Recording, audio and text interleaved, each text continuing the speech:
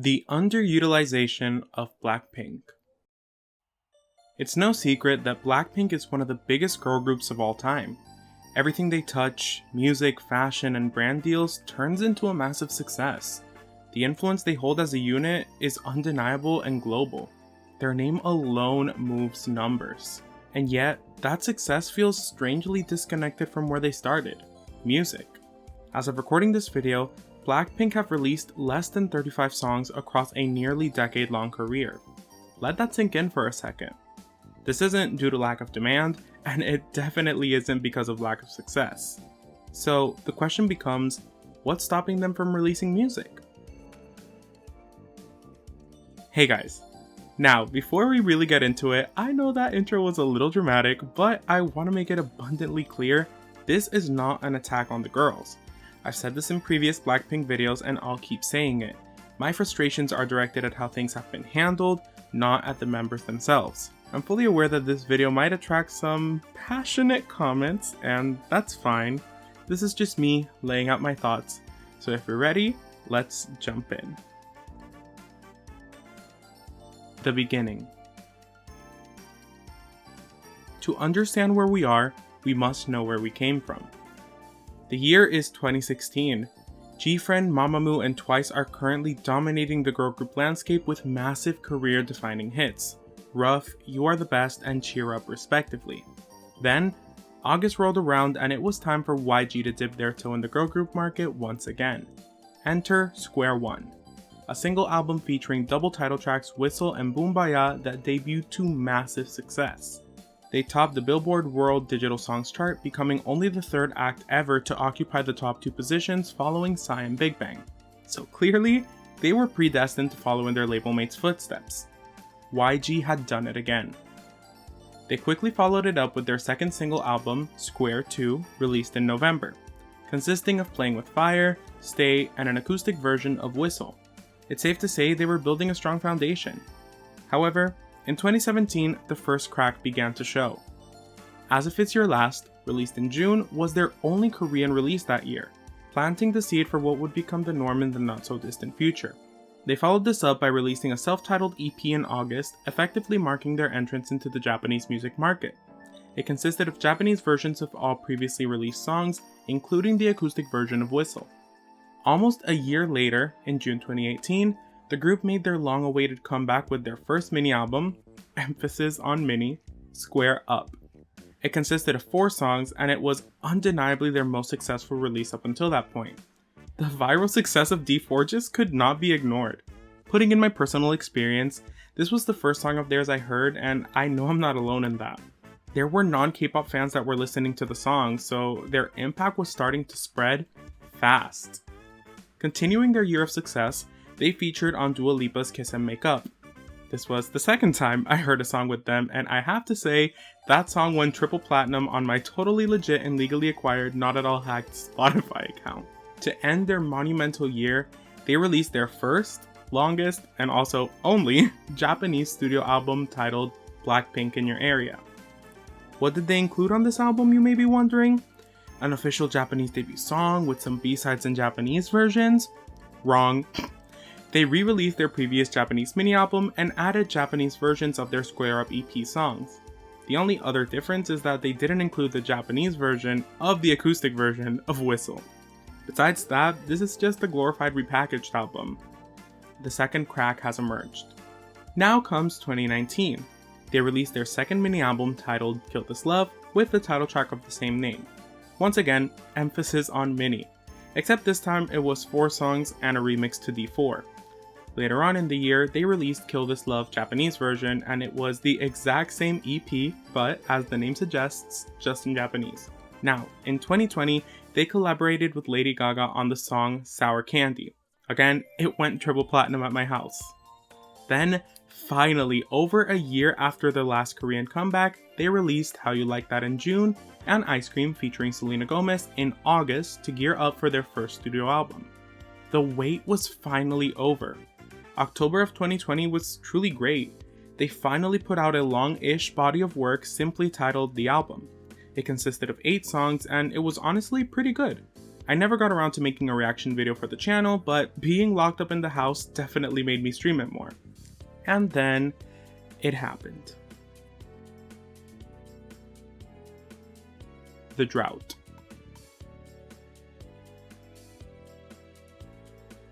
After the massive success of their first studio album, what did they do to capitalize on it? Nothing. Absolutely nothing. During 2021, they put out Japanese versions of their singles from the album, effectively breaking their past pattern of releasing a copy-pasted Japanese version of their latest release. But I don't really count those songs. So almost 2 years later, they dropped Pink Venom. People were hyped and fed and everything felt okay again. Then in September, they released Born Pink. Honestly, it was also pretty good. There's a few songs on here that I would still listen to if they came on today. So what happened after? Drought 2, the final jam.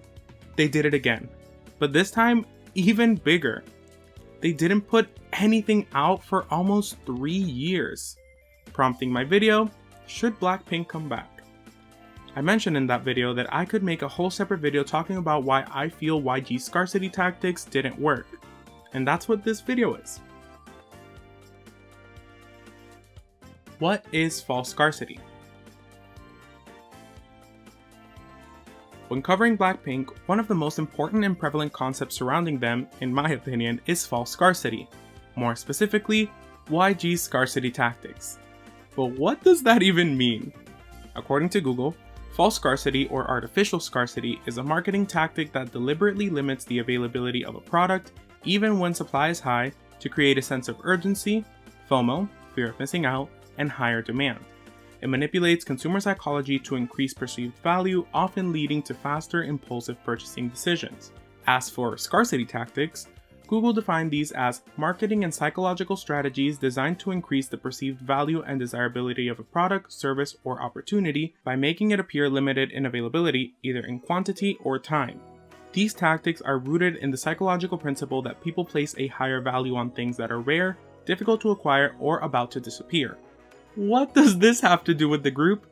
Simply put, I believe YG had the girls put out less music so that the music they did put out was perceived to be of higher value or quality simply because of how rare and spaced out the releases were, given the impression that they took longer to make or produce, therefore making them quote-unquote better, not based on the actual product, but because of the principle that good things take time. The thing is, it worked. BLACKPINK's success is undeniable. However, that doesn't erase the frustration that many fans and non-fans feel, myself included. This marketing strategy can have very bad drawbacks, including negative consumer perception, decreased loyalty, and increased competition. So let's break these down. Negative consumer perception. To me, this is the most important one because it's what happened with me first. I was fully on board the BP train when D4 was viral. I was so intrigued by them and this entire world I thought they were creating. Did I dislike a lot of their earlier work? Yes, but I was still hopeful as a new fan that they would put out something great. I was proven sort of right. Kill This Love was good, but me and a lot of fans wanted more. And it honestly felt like a slap in the face that it was just 4 songs every time. Well, I thought it would be 4 songs every time, but it only happened twice, you know what I mean. So I became turned off by this. It felt more like I was being manipulated into being satisfied with what I got instead of getting something worth being excited about. The songs felt formulaic and samey, so besides feeling underfed, it felt like it was the same song, different font. Obviously, I'm exaggerating a little, but that's what it felt like. I also understand that this is a flaw with the girl crush concept as a whole, not just with groups, but in this case, they go hand in hand. So after the album, I was once again hopeful, but boy was I proven wrong. The time period between the album and Born Pink was what truly marked my separation from the group. I no longer felt like I mattered as a fan because, to me at least, it felt like they were achievement hunting due to the lack of releases. So everyone and their mother was streaming the songs and albums because we didn't know when we'd get another one. Seeing all the posts from people streaming on their phone, iPad, TV, and computer also just kinda turned me away from the group. But I could make a whole separate video about the fandom because that also plays a huge part in the negative perception. But regardless of how it happened, I was forced to look elsewhere. leading me to my next point. Decreased loyalty. Humor me for a sec. Let's say you love Oreos. They're great. You've been buying them for years. They're your favorite snack. And suddenly, they pull them from the shelves. They're gone. You can't order them online. You can't find them anywhere. So you hoard the ones you have and eat them for special occasions.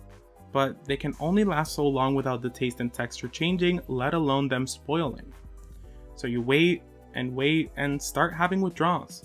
But you decide to stay strong because if the cookies were gone, they were gone for good reason. Suddenly, Oreo announces that they're coming back. You run to the store and buy all of them. You can't be without them again, they're too good. You eventually make it through your stash and go back to buy more, only to see that they've been discontinued once again. This time, your wait is longer. But you've been through this before. It'll be hard in the beginning, but you'll get Oreos once again. Then, a year went by, and your withdrawals are still strong. The twists and shouts that now occupy the previous shelf space Oreos once held are calling you. But to fight this, you decide not to walk down the cookie aisle. Now, it's been 2 years. You no longer remember the feeling of opening a fresh pack of Oreos, eating the cream first, or dunking them in milk.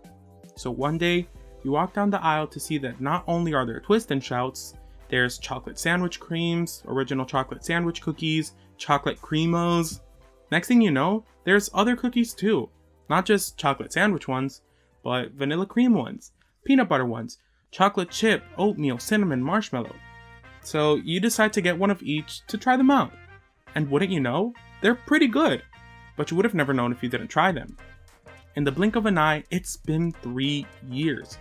You had heard rumors that Oreos would finally come back, and after some false alarms, there they were. Right on the same shelf as always.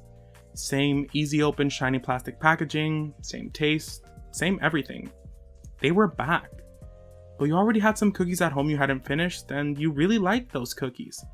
Plus, it wouldn't be worth it to get back into buying Oreos since they could be gone at any moment. So you left the aisle with your trusty other cookies. Eventually, they did discontinue Oreos for good, but it didn't hurt as much since you already had other cookies you could buy. Because of this lesson, you started giving newer cookies a try too, so that when your favorite Nutter Butter or Chips Ahoy got discontinued, you would still find something in the cookie aisle to snack on once again. So what do Oreos have to do with BLACKPINK? Well, besides their collab, this is a metaphor for decreased loyalty and all three concepts as a whole. Going back to Google, decreased customer loyalty means a decline in repeat business where customers no longer feel emotionally attached or committed to a brand and are instead frequently switching to competitors for better prices, value, or experiences. It signifies a shift from brand preference to transactional, disloyal, or opportunistic purchasing behavior. In this case, the cookies are other K-pop groups as a whole. The ones that are Oreo knockoffs are other Girl Crush groups, and the different flavors of cookies are other concepts in K-pop.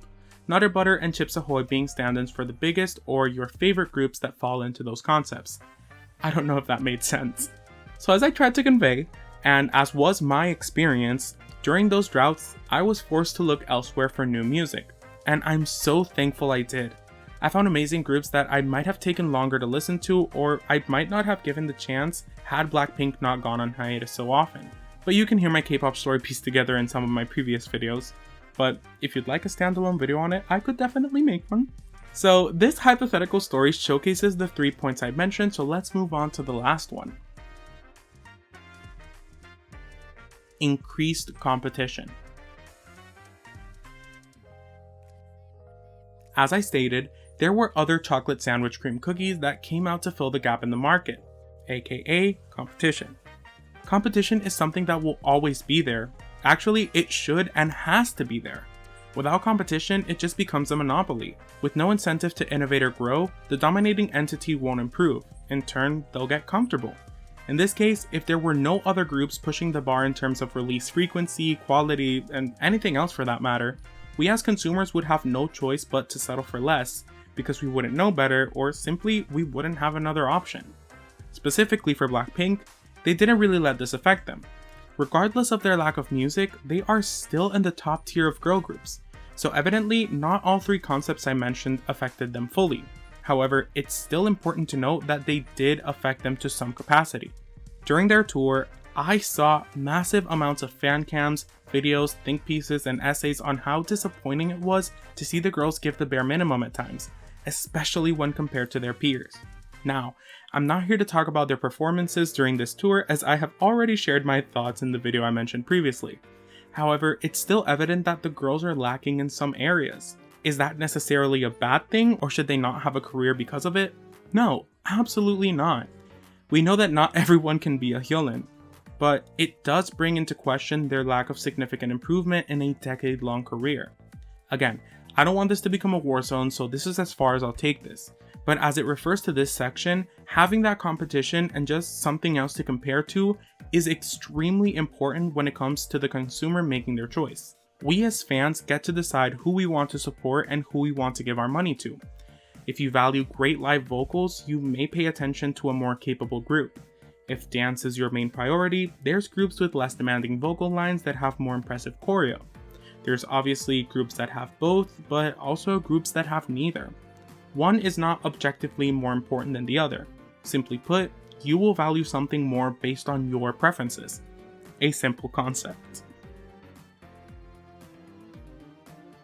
Why are they underutilized? In my opinion, it's simply down to money and comfort. If you see that your moneymaker is a literal money printing machine by simply just putting out a few songs every so often, why would you even bother putting in more work? They have seen unprecedented success with a discography as long as some groups' yearly output. And that's not necessarily shade. You would do it too for a check. They achieved this influence by also balancing other brand partnerships, solo opportunities, and utilizing all publicity. Would I have done things differently? Obviously, but that's why they're multimillionaires and I'm just some YouTuber in my room. But to actually express my frustration, I feel they could have been so much more. Through the years, we have seen countless groups evolve and mature with their audience and concept. Think A-Pink, Twice, Red Velvet, Stacey, aespa, IVE, the list goes on. These groups have all grown and changed throughout the years. BLACKPINK have remained the same group up until very recently. Jump marked a slight change in their sound. Not a drastic change, but still a welcomed one. In an ideal world, this could have been done more gradually. However, I also do think that one of the points I made in my video still stands. Releasing new music always opens up the opportunity to flop. Do I think Blinks would let that happen? No. Do I think they should let this theoretical fear of flopping get in the way of them releasing? Also no. Cause having a bad half-assed album and title track won't cause casual fans to listen to it continuously. They might check it out because, obviously, it's BLACKPINK. But that newness or novelty, to me at least, has worn off. If it's bad, I'm not gonna want to check it out. I mean, I will, that's what I do, but still. If BLACKPINK would have matched even Red Velvet's output, they would have been open to flopping. Everyone is. But with the sheer amount of releases alone, one or two are bound to be less successful than others. Not every release will be able to build upon their previous success.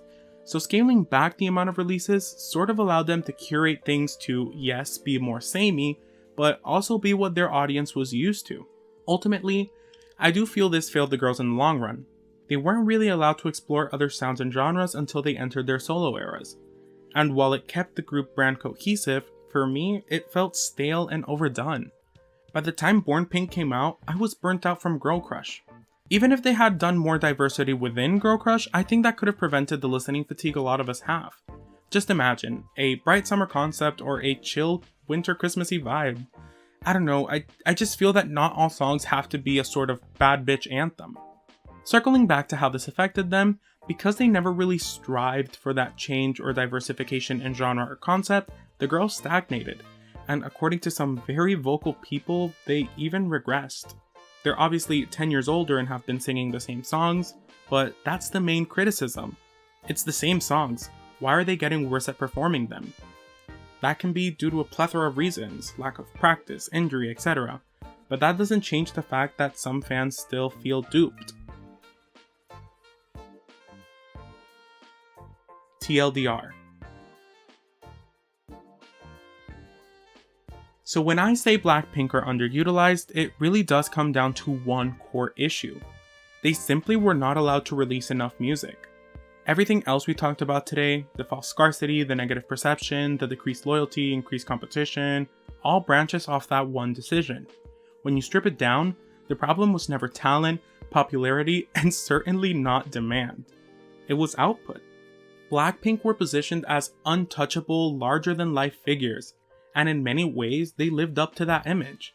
But music careers don't exist in a vacuum. They're built through repetition, evolution, risk, and growth. You don't just become iconic by releasing hit songs, you become iconic by building a body of work. And that's where things start to feel incomplete for me. By limiting releases so drastically, YG turned music into an event rather than a journey. Every comeback had to be bigger, louder, and more impactful than the last because there was nothing in between to flesh out who BLACKPINK were musically. No deep cuts to showcase versatility, no experimental areas where fans could look back on and say, that didn't work, but at least they tried. Everything had to be safe and fit the brand. And while that strategy absolutely worked financially, it came at a creative cost. Without consistent releases, there was no real space for growth. Not just for the group, but the audience alongside them. Fans couldn't watch them evolve, concepts didn't mature gradually, instead, everything felt frozen in place, only revisited every few years with slight tweaks. When change finally did happen, it felt abrupt instead of earned, but also not enough at the same time. That's what underutilization looks like in this case. Not inactivity, but restriction. This scarcity strategy created artificial value, but it also created distance. Distance between the group and their fans, between eras, but most importantly, distance between who BLACKPINK were in 2016 and who they could have been by 2026 if they had been allowed to explore and take more risks as a group. And maybe the biggest irony of all is this. BLACKPINK were successful despite releasing so little music, not because of it. Imagine what could have happened if even half of that time had been filled with B-sides, smaller releases, experimental tracks, or just music. Something that didn't have to carry the entire weight of the brand on its back. Instead, the lack of releases trained fans to accept less, to treat silence as strategy, and to mistake absence for intention. Some stayed, others, like me, eventually looked elsewhere. Not out of spite, but out of necessity. So no. This isn't about saying BLACKPINK failed, cause obviously they didn't. This is about recognizing that they were capable of so much more as a group, and that potential was never fully realized because the music was always rationed. They weren't underutilized because they weren't popular or talented enough. They were underutilized because they weren't allowed to exist consistently as artists. And that's what makes this entire situation both fascinating and frustrating.